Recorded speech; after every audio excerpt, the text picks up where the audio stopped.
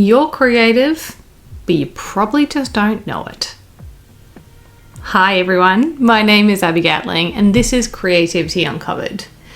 And I want to start this episode by saying, what if I told you that every single person in the world has at least one type of creativity inside them, just sitting there waiting to be unleashed?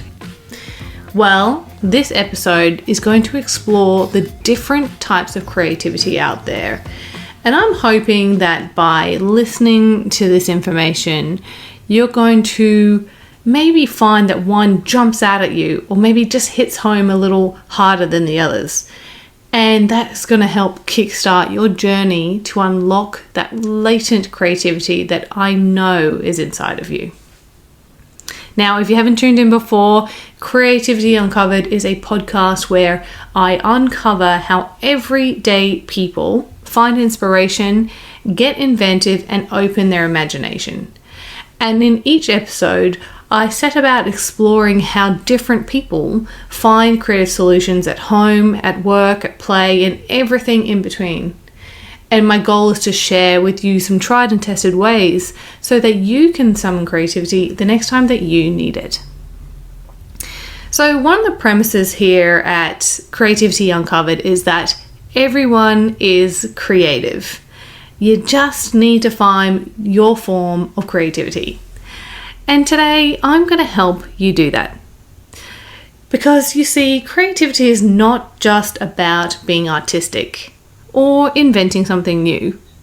There's actually different forms of creativity and each of their own characteristics.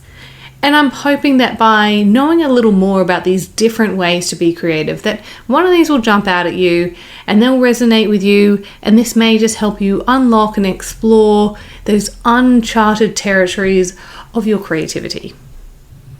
I believe everyone is creative because creativity is an innately human thing.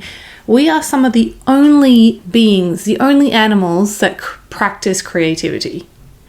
However, creativity isn't a one-size-fits-all concept. It comes in so many different forms with different characteristics, different applications, and different times of our lives. And because of this variety, researchers are super interested in it. And there is so much information out there about why and how humans are creative. In fact, if you actually go Google how to be creative, you'll get so much information, it will actually be overwhelming to you. So today I kind of want to circumvent that process for you a little bit and talk about a view on creativity that has spoken to me personally. Today I'm going to talk about the 3 types of creativity according to classical psychological research. And this research says that there are 3 main types, and these are exploratory, transformational, and combinational creativity. Let's dive right in, and I'm going to start with talking about exploratory creativity. And the key word here is explore. Think of an explorer. They head out into the world to discover the unknown, and they don't actually know where they're going to end up. This type of creativity is an exploration where the journey or the process of creativity itself is just as valuable as the destination or the outcome. It's all about curiosity and discovery. And how this can play out is that it could involve noodling around and exploring some new ideas or concepts or possibilities, but not necessarily looking for a specific outcome. This type of creativity may be suited to you if you are more comfortable with things like ambiguity, uncertainty, and just, allowing your mind to wander freely. This approach is really great for helping make some unexpected connections. And this often can lead to some novel or unconventional insights or solutions or breakthrough innovations. This type of creativity exploratory creativity is the type that I love when I am focusing on my artistic creativity. As we know from the podcast, if you've listened to a few episodes, there are different styles of creativity, and artistic is just one of them. So when I'm flexing my artistic side, I like to try different styles of art, different mediums. I just like to test things out. And when I'm in this mode, I don't even care if I finish a piece. In my mind, there's almost no reason to finish an artwork. And I find that exploratory creativity is such a perfect introduction to creativity because it takes all the pressure off delivering an outcome. It really just focuses on the process and not that end result. So now let's chat about transformational creativity. So unlike exploratory creativity, this one doesn't focus on the journey or the process. It is about pushing the boundaries. And the key word here is transform. So changing from one state to another. Transformational creativity involves challenging existing paradigms and disrupting the status quo and envisioning entirely new possibilities. This type of creativity will suit you if you are bold, you have a clear vision, and you can't help but just challenge that normal convention. Now, if you're trying to imagine what this looks like, this type of creativity can be seen in people who are visionaries, who are daring to imagine a better future. And that can range from anyone from inventors to entrepreneurs to artists to social reformers. It's about daring to dream big and then having the courage to pursue those dreams relentlessly. When I think of this, I think of industry thought leaders such as Brené Brown or Seth Godin, or radical business owners like Steve Jobs, or even Malala. These are people who are pushing the boundaries. And this type of creativity is almost like setting your own path and your own rules. Now I'm going to put my hand up here and say this is not generally me. I don't identify myself in this type of creativity. But some of the people I've had on my podcast, like guests like Clinton Weeks from episode 4 of Creativity Uncovered, I think he sits firmly in this space because he's always thinking big, he's got massive ideas, and he goes for it. It's really impressive. But it's good to know when you fit into this type of creativity or when you don't, because it can give you a better understanding of yourself and your appetite and your approach to creativity.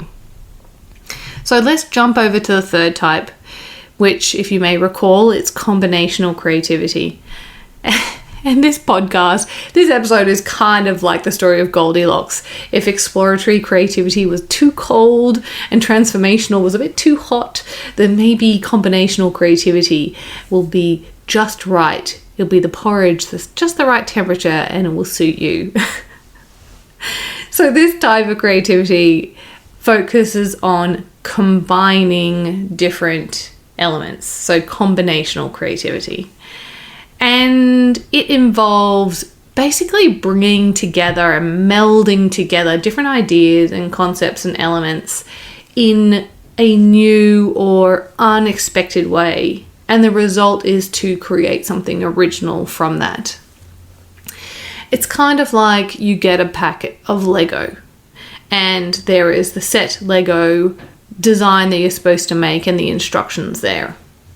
You throw that aside and you start to use these blocks and maybe some blocks from other sets of Lego, and you mix and match the different pieces and you make your own unique combination, your own unique presentation of these blocks.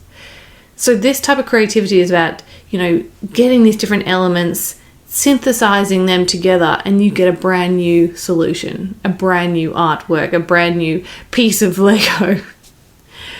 And this type of creativity, it may be just up your alley if you like to make connections and if you draw on everything around you to make those connections right. So basically, if go down combinational creativity, you're probably going to draw inspiration from a whole range of different sources and disciplines and experiences, and you're going to leverage all of that to spark a brand new creative piece. I'll give you another example. If you've ever watched MasterChef, this is one of my favorite shows. If you've ever watched MasterChef, I think that combinational creativity is just so prevalent in the invention challenge. So this challenge is where the contestants are given a dish, for example, an apple pie, and they have to use the ingredients from that apple pie and in the concept of a pie to craft a new dish. And it's such an amazing challenge to watch, because even though all of these contestants have the same starting point, you will get 12 completely different dishes at the end. And this is because each of those chefs contestants are bringing different skills, different experiences, their heritage, their careers, whatever else. They're bringing on all these different things together and applying it to this challenge with the purpose of creating something brand new. It's super impressive to watch. Now, I do like this type of creativity, and I think that I do stray occasionally into this style of creativity in my everyday life. So, for example, when it comes to problem solving, I will scour my brain for similar experiences or challenges, and I'll piece together knowledge and skills to solve this problem. Heck, I mostly do it every night when I'm trying to cook dinner. Scratching my head and going, what am I going to do with these few ingredients in my pantry, and how am I going to make a nice meal out of this?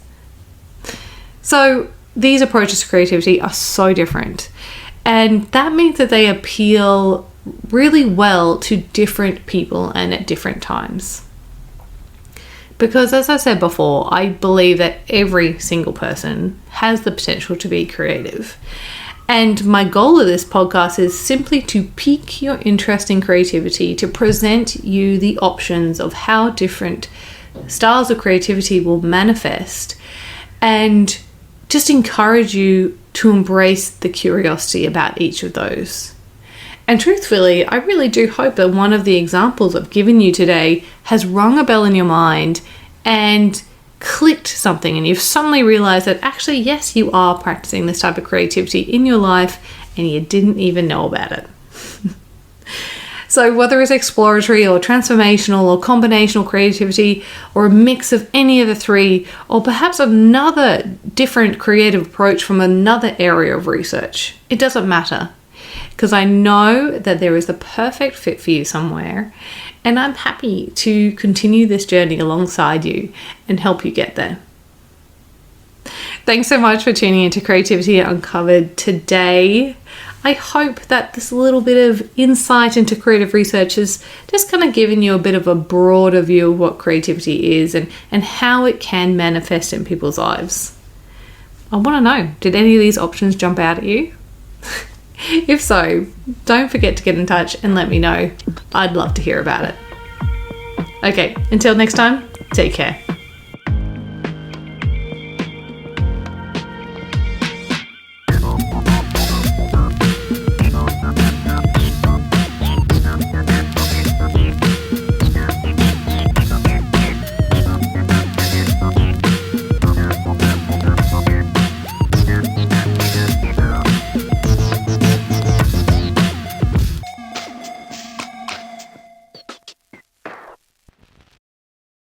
If you've made it this far, a huge thank you for your support and tuning into today's episode.